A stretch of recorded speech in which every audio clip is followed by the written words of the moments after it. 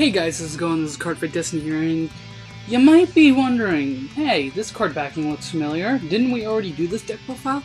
Well, things kind of changed, and I apologize if the cards are not centered. I'm trying my best to keep them out of the glare, because if they're centered, you'll be blasted with that, so I apologize. Anyway, getting things started, we are doing the Omega Glendios deck profile. Starting off with, we have the starting Vanguard for Omega Glendios. If I can not drop him every single time. Star-vader World Line Dragon. Bring him up and focus. World Line Dragon skill, either from Vanguard Circle or the Soul. You drop a reverse unit from your hand, and at the beginning of your ride phase, if you have a Link Joker Vanguard, and if your Vanguard is not grade 3 or greater, you may pay the cost. If you do, cards off the top of your deck, search for up to one Link Joker from among them, reveal it to your opponent, put it into your hand, and shuffle your deck. World Line Dragon is an amazing card for one major reason. He is what makes Omega Glendios a very consistent deck. Because since Omega Glendios requires so many grade 3s, you have a less of a chance of getting grade stuck with him, and less of a chance of having to ride a reverse unit, because that is a major flaw of the deck. Getting on to my grade 0s real fast, I run 2,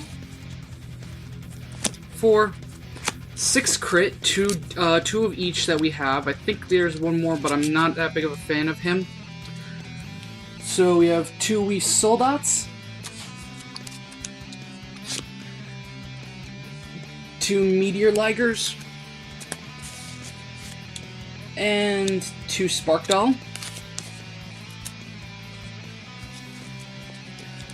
I run 4 Nebula Captors because fucking Nebula Captor, and 2 Scouting Ferris as my draw triggers, and of course the the goddess that is Tellurium.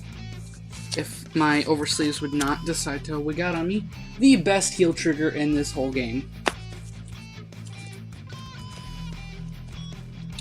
Onto the grade 1 lineup. Whoa, how did you get mixed up like that? I run 4 Ruin Magician. Ruin Magician's skill is you counterblast 1 when this unit's placed on rearguard circle. If you have a Link Joker Vanguard, you would pay the cost. If you do, choose a card from your... Choose a card from your drop zone with reverse R in its card name for each different rearguard you have with reverse R in its card name. So the whole reason that it says reverse R is so that you can use Dragonic Overlord the Rebirth in the deck. Because he's not a reverse unit, he is a rebirth unit. But he has the reverse R in his name, so yeah. I run 2 Praseodymium. He is the unflipper of the deck. When this unit is placed on rearguard circle, if you have a Link Joker Vanguard, for each different rearguard you have a reverse R in its card name, choose a card from your damage zone and turn it face up. The reason I run 2 of him is he's a 6k. And I need the space for other units. I run 3 Promethium, the perfect guard, because that's all I've ever been able to get my hands on, and I'm not dropping 20 bucks just on one perfect guard. If anyone's willing to sell me one for 15 or less, leave me a comment. And I run 4 Rubidium, Omega Glendios' personal perfect guard, or should I say attack redirector. Basically, her skill is, you retire this unit from the Guardian Circle. You retire this unit. When this unit's placed on the Guardian Circle, if you have a card named Star-vader Omega Glendios on your Vanguard Circle, you may pay the cost. If you do, choose one of your rearguards with reverse R on its card name. That unit, the unit is being, the unit that is being attacked during the battle phase changes to that unit, and all your guardians guard that unit. So basically, actually, I always thought it was just Omega Glendios' personal special guardian. This thing will actually guard any unit. You just have to have Omega Glendios on the Vanguard Circle. That's actually pretty cool. Anyway, getting to grade 2s, which is the smallest lineup in this deck. I run 4 Magnet Hollows. Counterblast 1 when this unit's attack hits a Vanguard. If you have a Vanguard with Star-vader in its card name, you may pay the cost. If you do, search your deck for up to 1 card with reverse art in its card name. Reveal it to your opponent, put it in your hand, and shuffle the deck. So yeah, he lets you basically search your deck for reverse units, which is very necessary in Omega Glendios, because reverse units are your engine. I run 4 Cold Death Dragon. Yeah, you may call me dumb for that. I prefer Cold Death Dragon over, almost said Rubidium. I prefer Cold Death Dragon over Colony Maker just because it allows you to plus more per turn. And, yeah. Reason I run 4 is because I only have 3 perfect guards, so I supplemented that by adding in 1 more grade 2. And of course, getting to the lineups that you've all been waiting for. Starting off with the reverse units of the deck.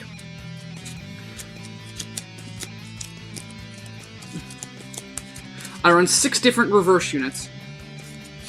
I run Reverse Daiyusha, Hyakki Vogue Reverse, Ethics Buster Reverse, Venus Trap Reverse, Luquier Reverse, and of course Ramiel Reverse.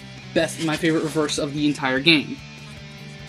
Because she's the hottest, in my opinion, alongside Luquier. Good. She is the hottest alongside Luquier. I'd have an Ashley Reverse, but she's too expensive. And I'd have a Rebirth in the deck if he wasn't so annoying. Along with that, I also run 3 more reverse, being 3 reverse Cradle.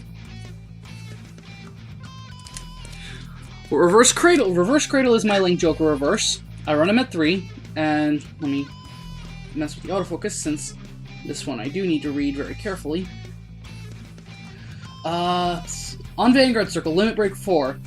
When your unit with reverse R in its card name is placed on Rearguard Circle, choose one of your opponent's rearguards, lock it, and this unit gains power plus 5,000 until the end of the turn. This ability cannot be used for the rest of the turn.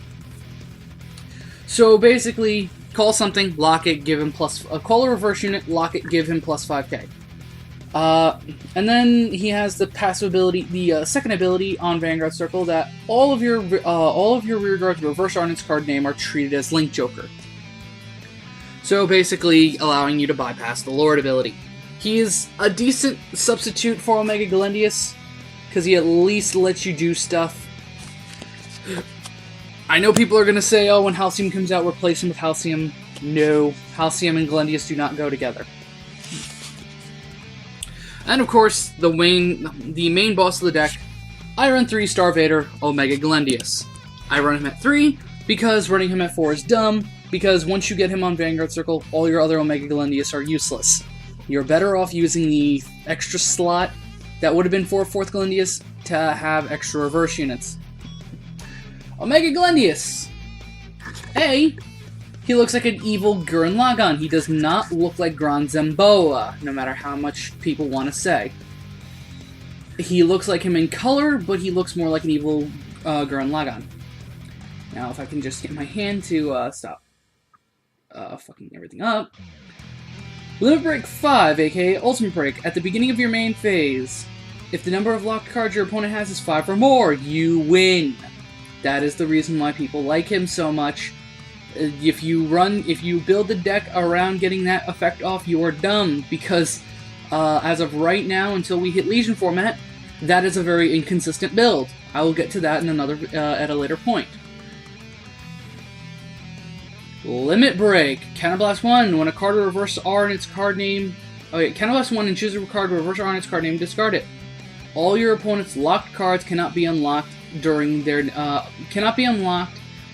next end phase. Basically, Omega Lock, meaning now they have to wait 1 extra turn to unlock.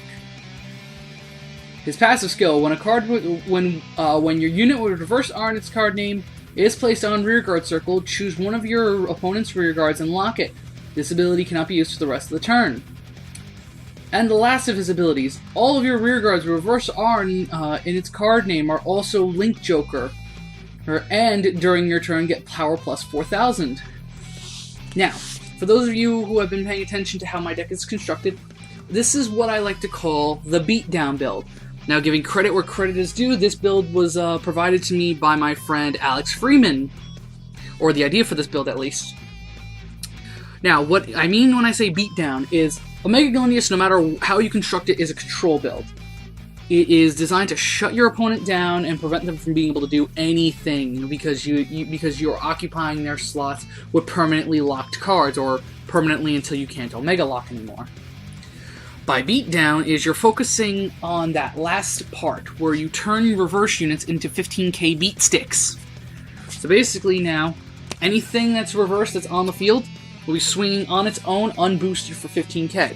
Now, yes, 11k units can guard with a 5k shield. 11k vanguards can just be guarded with a 5k shield. Once you put a 7k unit behind that, that's 22k, meaning unless you're cross-ridden, now that's a 10 and a 5. If you're actually, no matter what, even if you're cross-ridden, that's a 10 and a 5. So, yeah, if we had 8k units that were in the Star-vader subclan, I'd have those in the deck, so that way a cross-ridden unit would need two 10ks to guard it. But it is what it is. We don't get those. Only the leaders can get those because, well, whatever. Now, what I meant when I said is you don't want to build the deck around World's End until later is because as of right now, World's End is a very inconsistent build. You have to sacrifice reverse units to get off the break ride. And once the opponent sees that you put a break ride down, they're going to hold you at 4, no matter what. No matter what, they're going to hold you at 4. But once you get out that break ride, they're going to hold you at 3. So, yeah. You'll never be able to get off the break ride. You will, and even if you can, you're not going to be at ultimate break to World's End the opponent. So, it's a very, very finicky, inconsistent build. Just wait until Legion format comes into play, because if you want, wait until Legion format comes into play if you even want to attempt the World's End build.